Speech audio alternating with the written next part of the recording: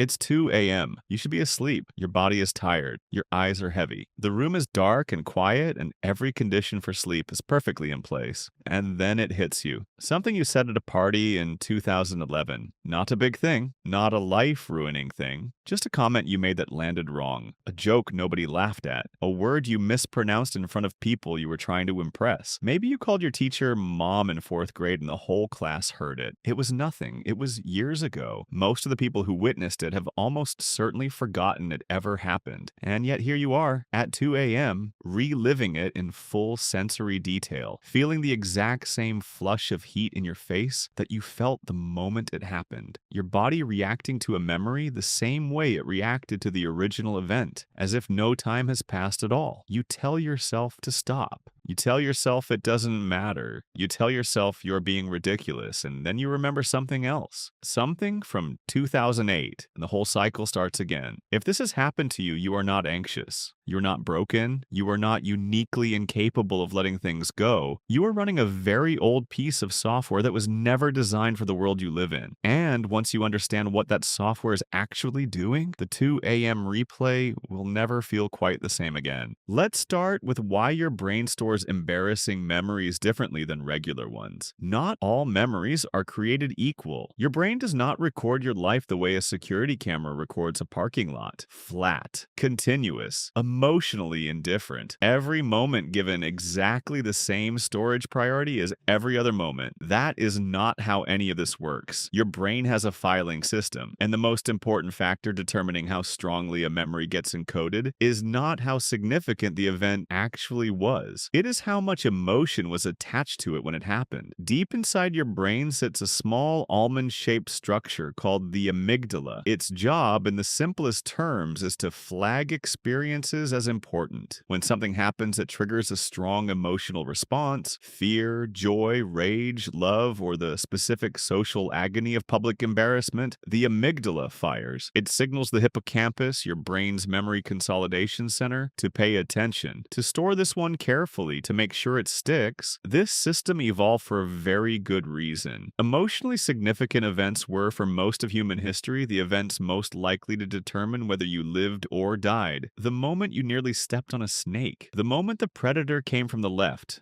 not the right. The moment you said something that turned your entire tribe against you. That last one is critical, and it is the key to everything that happens at 2 a.m. Because for 300,000 years, social rejection was not embarrassing. It was fatal. This is not a metaphor. This is literal evolutionary history. A human being alone on the African savanna was a dead human being. You could not hunt large animals alone. You could not defend yourself against predators alone. You could not survive illness alone. You could not raise children alone. Every single thing required for survival required other people. The tribe was not a social preference. The tribe was oxygen, which means anything that threatened your standing in the group was a genuine survival emergency. A moment of public humiliation, a social mistake that made people see you differently, a comment that shifted how the group perceived you. These were not minor inconveniences to be shaken off. They were threats to your life, and your brain treated them exactly that way. The amygdala does not distinguish between a predator in the grass and a social catastrophe in front of your peers. To the ancient brain, both carry the same essential message. Your survival is at risk. Pay attention. Remember this, do not let it happen again. So your brain encoded social embarrassment with the same urgency it encoded physical danger. Deep, vivid, emotionally saturated, easy to retrieve, hard to shake. That encoding process is why the memory is still there decades later with the exact emotional charge of the original moment. Your brain didn't store it to torture you. It stored it to protect you. The problem is that the protection mechanism your brain developed for a world where social rejection meant death is now running in a world where nobody actually cares that you mispronounced quinoa at a dinner party in 2015. The software is ancient. The threats are not. So why specifically 2 a.m.? Why not 2 p.m.? Why not on your commute or in the shower or while you're eating lunch? The answer is something researchers call the default mode network, and it is one of the most important and least understood systems in the human brain. For most of the day, your brain is occupied. You have tasks, inputs, demands on your attention. The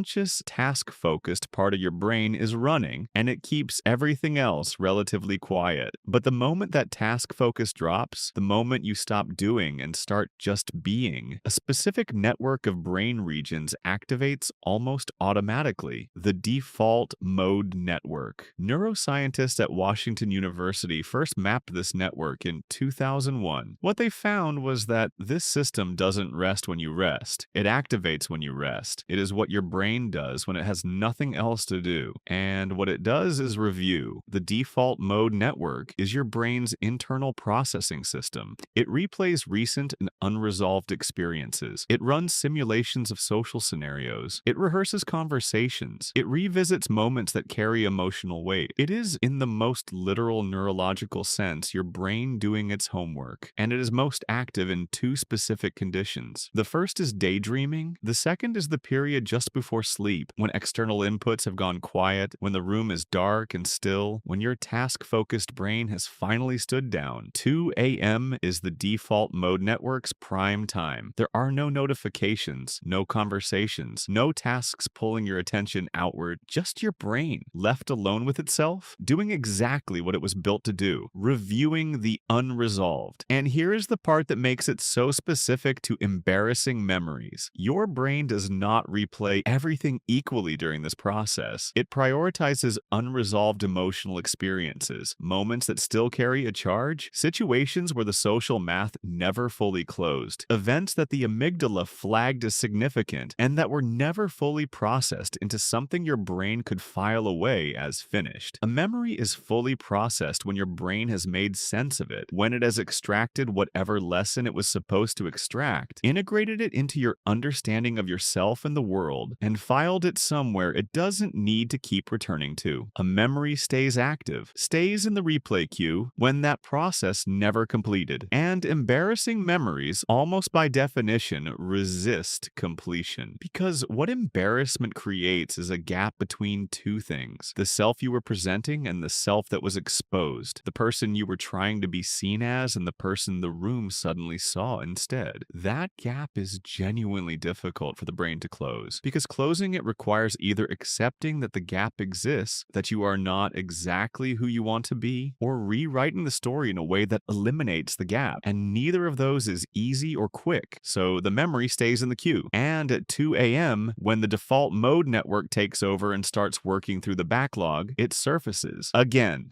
with full emotional fidelity. As vivid as the day it happened, your brain is not being cruel to you at 2 a.m. It is trying to finish something it never got to finish. There is another layer to this, and it is called the Zeigarnik Effect. In 1927, a Lithuanian psychologist named Bluma Zeigarnik was sitting in a Viennese cafe when she noticed something about the waiters. They could remember every detail of open orders, tables that hadn't paid yet, complicated modifications, substitutions, special requests, all of it held perfectly in working memory. But the moment a table paid and left, the waiter forgot the order almost instantly. The brain, Zeigarnik realized, holds unfinished tasks in a kind of active mental loop. It keeps returning to them, keeps them accessible, keeps them warm until they are resolved. The moment they resolve, it releases them. She tested this in the lab. Participants who were interrupted in the middle of a task remembered it nearly twice as well as participants who were allowed to finish it. Completion closes the file. Incompletion keeps it open. Now apply that to the thing you said at that party in 2011. It was never resolved. You didn't get a clean ending. Nobody pulled you aside afterward and said, "It's fine." Everyone already forgot it. It didn't change anything. The social loop never closed. The file stayed open. And an open file in the Zeigarnik sense is a file your brain keeps returning to. Not because it enjoys the pain, because it is still trying to close it. Every time the memory surfaces at 2 a.m., your brain is making another attempt to process it to completion, to find the frame that finally makes it okay, to extract a lesson, integrate the experience, and file it away somewhere it doesn't have to keep retrieving. The replay is not the problem. The replay is the attempted solution. So why can't you just tell your brain to stop? Because the part of your brain doing the replaying at 2 a.m. is not the part of your brain that understands understands logic. The prefrontal cortex, like the rational, language-based, this doesn't actually matter anymore part of your brain, is significantly less active during the pre-asleep state. It is powering down. The lights are going off in the executive suite. What remains active is older, more emotional, less interested in your reasonable arguments about how nobody remembers what you said anyway. When you lie there at 2 a.m. and tell yourself to stop thinking about it, you are using a quieting brain region to try to silence an active one. It is approximately as effective as trying to fall asleep by telling yourself to fall asleep. The instruction does not reach the system that needs to receive it. This is also why distraction works better than suppression. Reaching for your phone, turning on a podcast, getting up and doing something. These work not because they solve the underlying issue, but because they re-engage the task-focused network and give the default mode network something else to process. The replay pauses for now, but it will come back because the file is still open. The only thing that actually closes the file is processing, not suppression, not distraction, not the passage of time alone. Research from James Pennybaker at the University of Texas has consistently shown over 4 decades of study that writing about emotionally difficult experiences, not venting, not complaining, but actually constructing a coherent narrative around what happened and how it affected you, measurably reduces the emotional charge of unresolved memories. The act of putting the experience into words forces the prefrontal cortex to engage with material the amygdala has been holding. It builds the narrative frame the brain was searching for. It gives the open loop a closing bracket. Talk therapy works on the same principle, not because talking to someone magically erases what happened, because articulating an experience out loud, building a story around it, hearing yourself make sense of it, that is the processing your brain was trying to do at 2 a.m., done consciously and completely. The memory doesn't disappear, but it loses its charge. The amygdala stops flagging it as unresolved. The default mode network stops pulling it out of the queue. The file closes. Right now, somewhere in your brain, there is a list. Moments your amygdala decided were survival level important. Instances where the gap between who you were trying to be and who you were exposed as never quite got closed. Social errors that ancient brain circuitry encoded as threats to your standing in the group, they will surface again, probably tonight, probably at 2 a.m. when the room goes dark and quiet and your default mode network clocks in for its shift. And when they do, you can try to suppress them. You can try to argue yourself out of them. You can try to remind yourself that nobody remembers, that it doesn't matter, that you are being irrational, or you can understand what your brain is actually doing. It is not punishing you for your mistakes. It is trying to protect you from repeating them. It's doing exactly what 300,000 years of evolution built it to do, flagging the moments where your place in the group felt uncertain and working through the night to make sure it never happens the same way again. Your brain at 2 a.m. is not your enemy. It is just a very old system running a very old program in a world it was never designed for. And the most honest thing you can say to it in the dark when the memories come again is not stop. It's, I know, I'm working on it. That surprisingly is closer to what it needed to hear all along.